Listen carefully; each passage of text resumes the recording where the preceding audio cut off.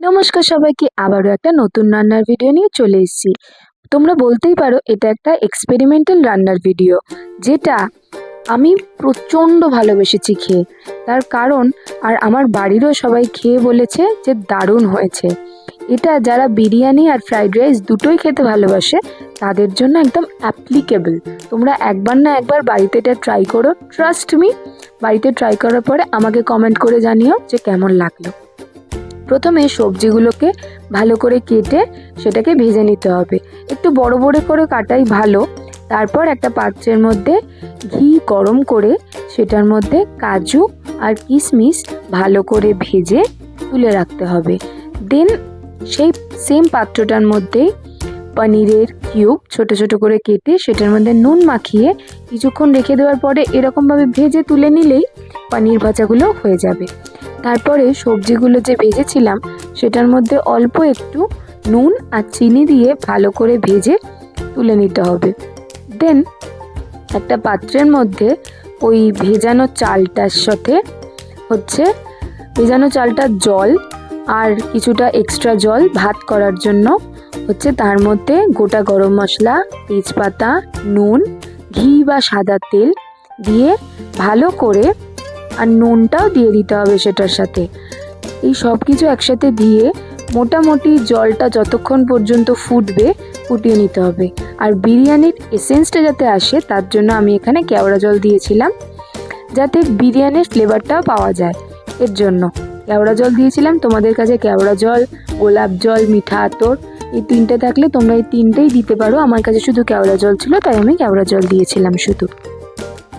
দেন এই জলটা পুরোপুরি ফুটে এলে তার মধ্যে ভাতগুলো দিয়ে ভাতটা নর্মালি যেরকম হয় সেরকম ভাতটা করে নিতে হবে। আমার ভাতটা করার চলাকালীন, মানে ভাতটা হওয়াকালীন আমি অন্যান্য যেই সমস্ত বাকি যেই গুঁড়ো মশলাগুলো বা যেগুলো গোটা গরম মশলা সেগুলো রেডি করছিলাম। আর তার সাথে সাথেই আমাদের ভাতটাও মোটামুটি হয়ে গেল। ভাতটা মোটামুটি তোমরা 90% করে তারপর এরকমভাবে আলাদা করে তুলে রেখে দেবে। দেন মেন কাজ সেটা দেখবে তোমরা বিরিয়ানির যখন গোটা গরম মশলা কিনতে যাও তার মধ্যে এই সুপারির মতন একটা, এটা আমি এক্স্যাক্টলি জানি না, তোমরা নিজ গুণে ক্ষমা করে দিও কারণ আমি প্রফেশনাল শেফ নই। তো এইটাকে আমার মনে হয়েছে যে একটু গুঁড়িয়ে তারপর দেওয়া উচিত, তাহলে এটার ফ্লেভারটা আসে। তো আমি এর জন্য এই হামানদিস্তাটার মধ্যে এটা একটু গুঁড়িয়ে তারপরে এটা তেলের মধ্যে দিতে চাইছিলাম। এর জন্য আমি একটু হামানদিস্তা দিয়ে এটা মোটামুটি একটা গুঁড়ো করে তারপর এই গোটা গরম মশলাগুলোর সাথে মিশিয়ে দিলাম।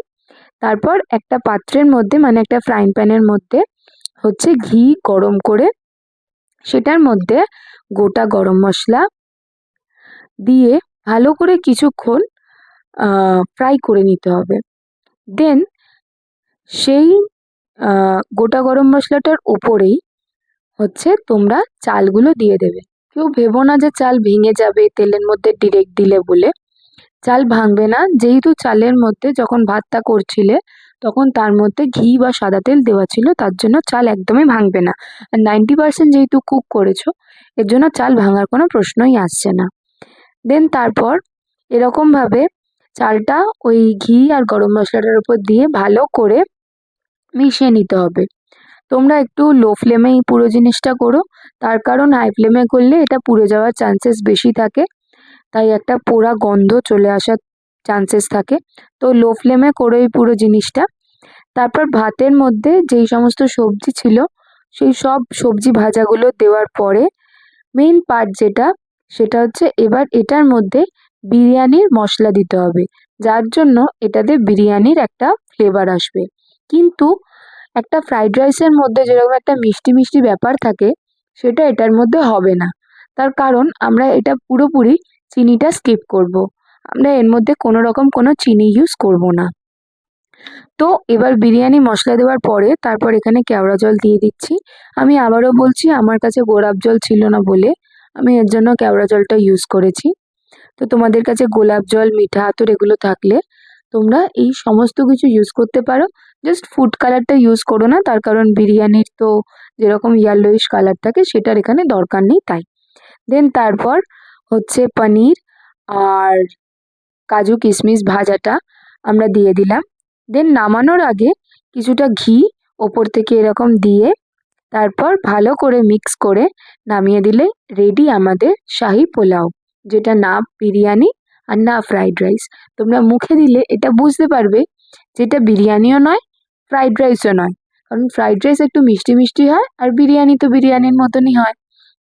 তো এটার নাম এর জন্য দিয়েছি শাহি পোলাও। এটা আমার একটা বোনের মায়ের কাছ থেকে শেখা।